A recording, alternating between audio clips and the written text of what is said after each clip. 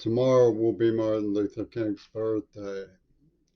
It's the day that many of us are now being taught to celebrate the wreath of victory that was put at the grave of the Gestapo at Bitburg-Belsen by Ronald Reagan,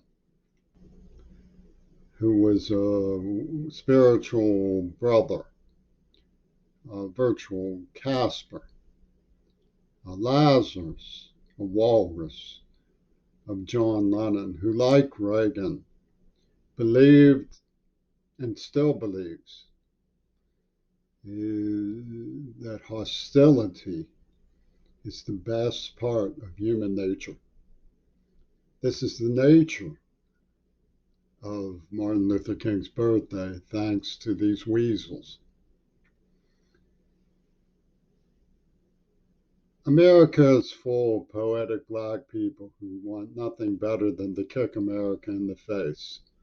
They will never forget how they were mistreated. It is beyond them ever to even consider the possibility of saying, even though we were shortchanged in the early part of America's destiny, we preferred the value code of the United States to the value code of the Axis.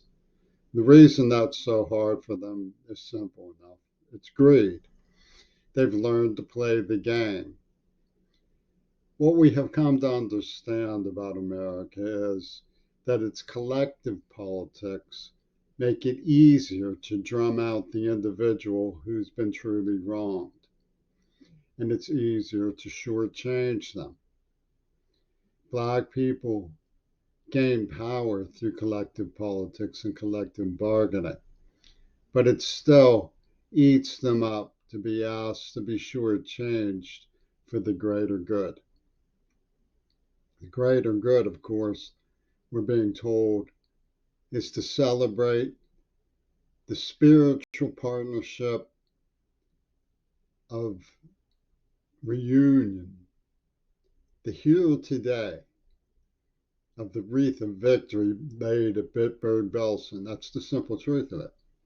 Black people want top dollar. They want to get ahead. They'll step on anybody. They'll kick anybody in the face to get the money. That's it. That's all it is. It's a game. And so, if you're honest, you say, I'm in it for the money. That's it. I'm King family is in it for the money. Dexter King has never made any secret of the fact that he will step on the face of someone who has been tortured. He will sit there winking at Paul McCartney when Paul McCartney gets a deaf girl brutally raped and then puts little girls up as his human shield, as his union shield.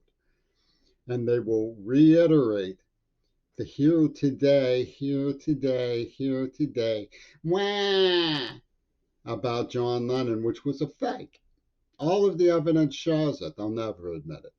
The reason why they will never admit it is because Yoko Ono says by hating and you enjoy the best part of human nature is hostility.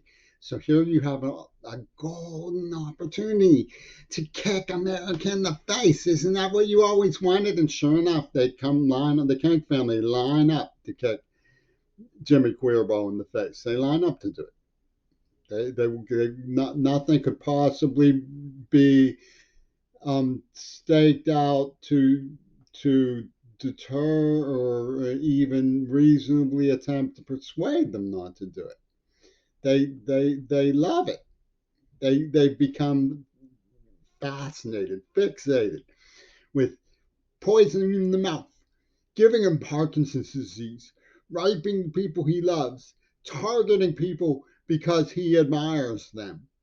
And then they say, we're here today with spiritual brother Reagan and spiritual brother Lennon laying the wreath of Bitburg-Belsen in honor of Martin Luther King Jr. Something else.